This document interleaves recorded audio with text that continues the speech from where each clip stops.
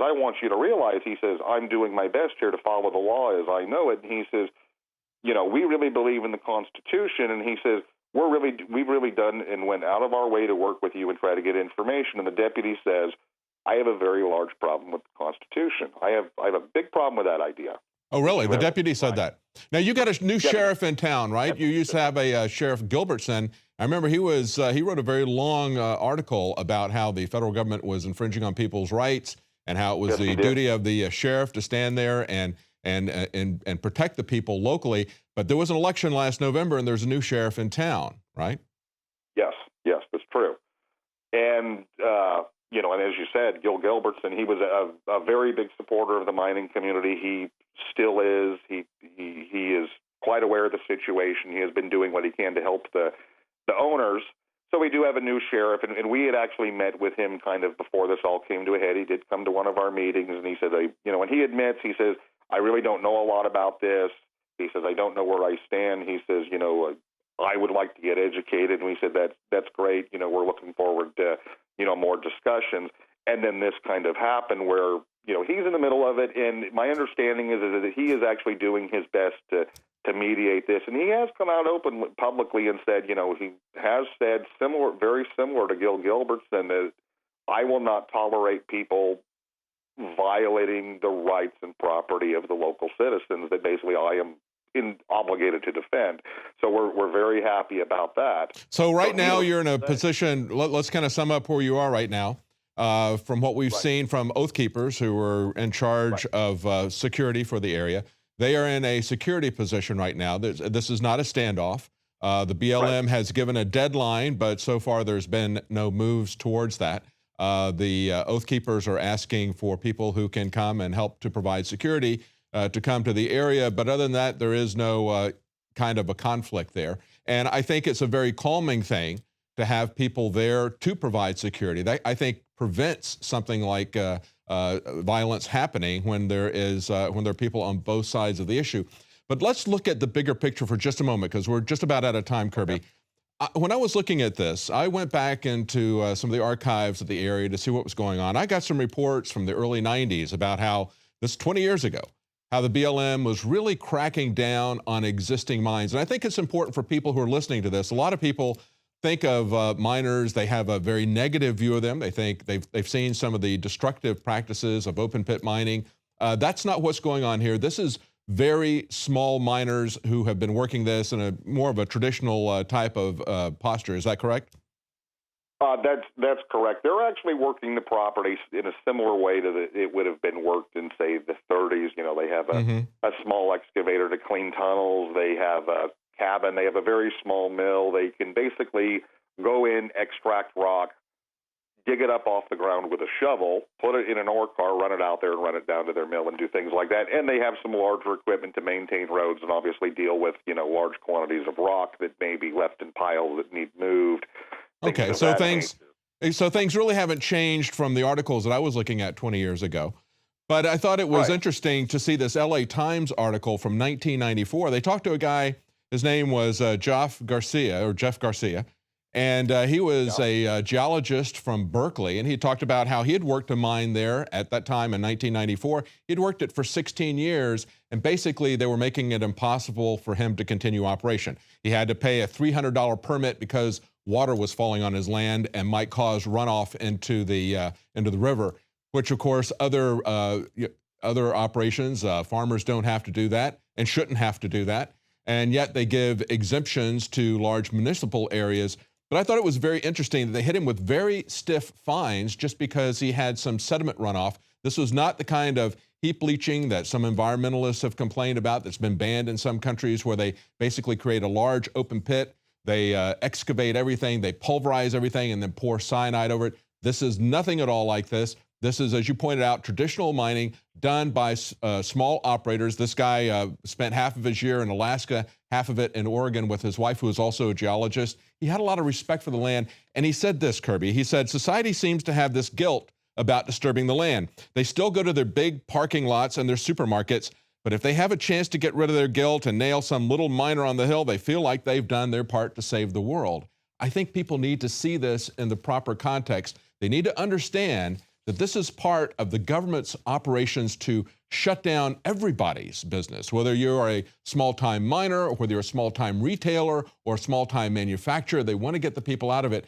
But there's something else on these lands where people have had mineral rights or grazing rights or lumber rights. There's another aspect to this, and I think we can see it in what's going on in Arizona, where Senator John McCain just ran through in the National Defense Authorization Act a process that is going to turn over an area that has recreational significance, it has historical significance to the Indians, and it has religious significance to the Indians who are there. And it was also protected in 1955, the same year that your stuff got grandfathered in. What they're going to do is, by turning it over to this foreign corporation, they're totally going to obliterate the area. This is not something where they're going in and just mining some minerals from underneath the surface. They're going to create a crater that can be seen from space. And this is what I think is going to happen. I want to get your opinion on this.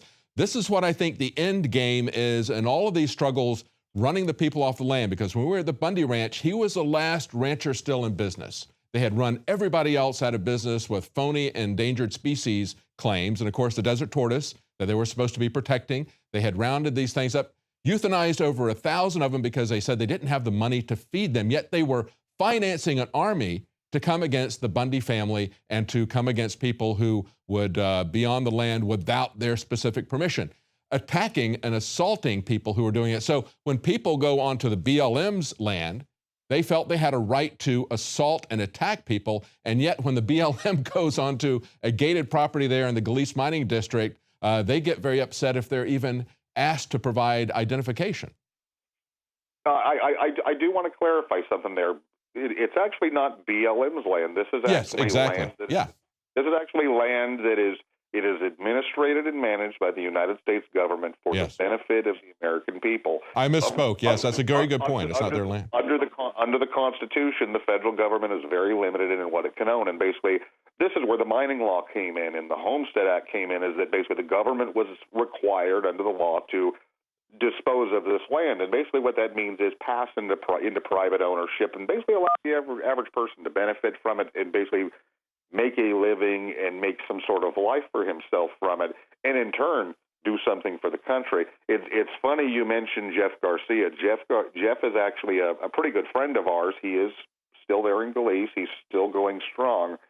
But you're right. It is exactly as he said. I remember a comment he made to me one time. He said, when you're in court with these people, he said, you realize you're the only one sitting there not getting paid that day. Yeah, that's right. They starve you out. Thank you for correcting me. He's very right about that. Yeah, he's very, very right about that. And I am aware of the situation down there in Arizona with the Apache land, and that is not something that we support. I mean, obviously, we do support mining, and we recognize that we need the minerals, and our society we do utilize a lot of minerals. Almost everything we use is a mineral. It derives from it. Basically, we all always say, if it can't be grown, it must be mined. So we do need the minerals, but at the same time, most of us who are in the mining community. But really, I think the issue, Kirby, is that they want to take it away from the small people who live in the community. They want to take the land away from the people who would manage it locally. And of course, that's the big issue out west as to who the land belongs to, who it should be, who the public lands should be managed by. And everybody is starting to wake up, I think, out west and say, these are public lands. They don't need to be managed by the federal government because they're doing a very poor job of it. And they are trying to expunge all of the individuals out of the area in an Agenda 21 kind of way, so they can turn this over to large corporations who will obliterate it for all uses that everybody has, completely destroy the area rather than use it responsibly. And I think if we want to have responsible use of the land, it is best done at the local level. So I think that's a very big movement. And when I said the BLM land, of course, that's the way the BLM is acting, as if it was their private property. And we need to understand that it isn't. And as you point out, there's constitutional cases to be made that the government doesn't have the right to keep this much land. And we all know that from a practical standpoint, it shouldn't be done in that way. Well, we're going to continue to follow this. We're out of time. We've gone quite a long ways on this interview, but we'll be in touch with you to see what happens. And of course, if anybody wants to support this operation, we will put the information on the video as to where they can make donations to the Oath Keepers who are providing security, or to the miners who have a large legal fight ahead of them. The Galice Mining District has a legal fight that they're asking for donations to establish their rights. We need to understand that if you don't have property rights that are recognized by the government, if they can take them from one person, if they can take them from the miners, or they can take them from the ranchers, they can take them from you, even if you just have a suburban home. So we need to all understand that this affects all of us. Any last comments, Kirby? That's absolutely correct. And as we miners say here locally, if you don't know about property, you probably are property. That's right. Or you're going to lose it. So, tell us how they can support your, where they can go to get information and to make a donation. If people want to get information as far as what's going on at the mine and how they can help, they should go to Oath Keepers, JOCO, that's JOCO, oathkeepersjoco.com, and that is Josephine County Oath Keepers. They are the on-the-ground guys. You know, they do have needs. If people want to support them with food and things of that nature, please go there, get in touch with their people. If you want to support the mine owners, please go to sugarpinemine.com. And that is the official website. You can also go to GaliceMining.com. That is our district site. Either one of those sites, we have a lot of information. If you go to SugarpineMine.com, you can send the miners a donation either by check directly to the owners, or you can contribute through PayPal through there. All right, great. And the thing I really want to reiterate is that, you know, as I mentioned earlier, I'm very close to the two owners of this mine, and they're not the only miners in this area under attack. There's actually several others that they're having problems. They're not to this level, but these are the two guys who've stood up. I was actually on the mine yesterday with one of the owners, who's a good friend of mine, and we were standing there. There's a very old stamp mill on the mine that's been there for many years, and they have a title to it. And we were looking at that, and he said, you know, he says, as long as I'm alive, he says, that is always going to be there.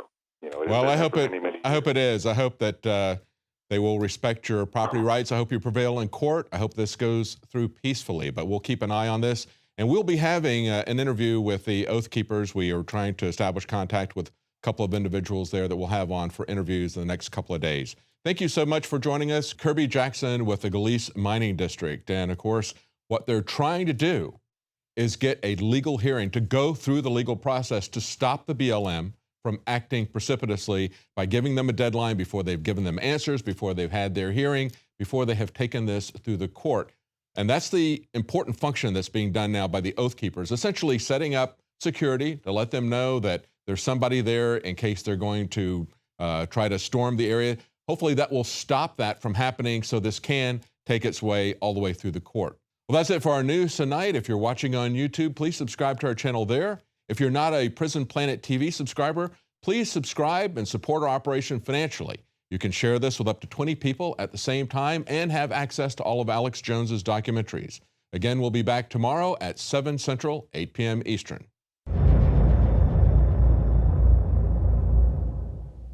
Used since before the days of the Roman Empire to support the body's natural systems and enhance overall health. Introducing the new InfoWarsLife.com oil of oregano formulation, a highly advanced nutraceutical form of this key herb that has been traditionally used by civilizations for thousands of years to promote health. We have now procured the most high quality and potent forms of oregano oil on the market, sourced from top leading manufacturers to ensure a concentrated level of bioactive ingredients, extracted directly from the wild herb and sealed in easy-to-use capsules. You will no longer need to endure the burning of liquid oregano on the tongue. Wild crafted from the Mediterranean oregano species that experts agree is one of the most powerful and most challenging to acquire. This winter season, it's more important than ever to secure this true form of oil of oregano. Now available in our limited first run at InfoWarsLife.com. That's InfoWarsLife.com, or call 888-253-3139. You are watching the InfoWars Nightly News, which airs 7 p.m. Central at InfoWarsNews.com. And your support is helping us defend liberty worldwide.